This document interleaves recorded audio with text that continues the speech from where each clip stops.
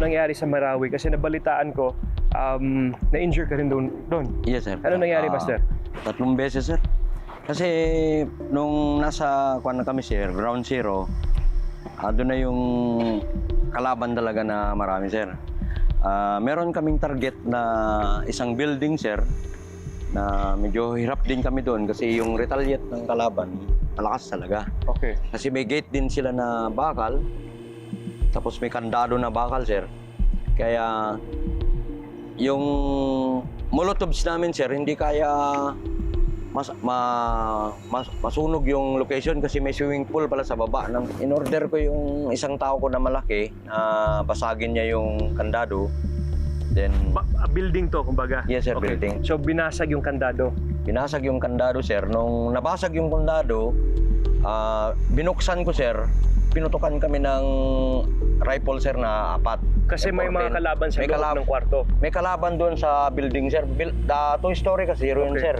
Ngayon, may swimming pool sa baba niya, sir. Yung gate kasi, sir, may kandado. Okay. Kaya pinilit namin yung binuksan. Then, noong umatras kami konti kasi may putok.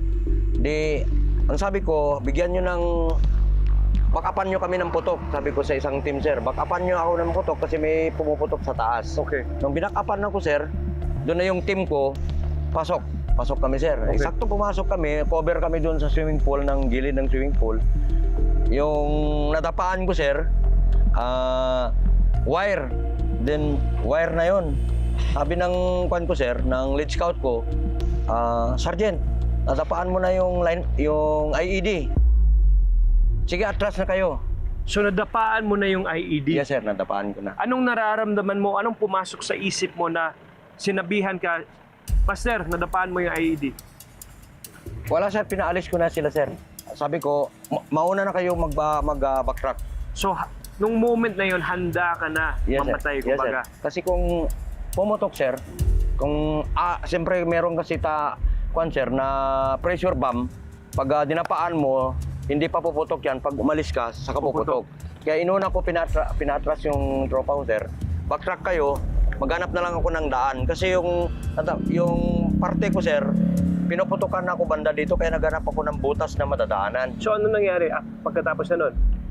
Pagkatapos nun, sir, umatras yung mga Tropa. team ko. Then, nipam ko yung dibdib ko, sir, nandun sa niya, sa may puno ng wire.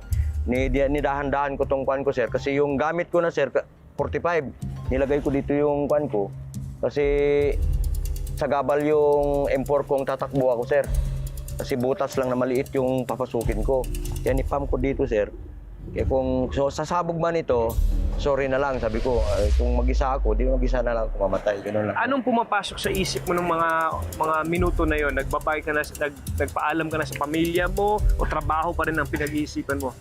Ang iniisip ko dun, sir, yung makawala dun sa sir. Kung mabuhay pa ako, sir, wala na akong iniisip na iba, sir, kung hindi makawala dun sa na yun, line mines, yung Okay. IED.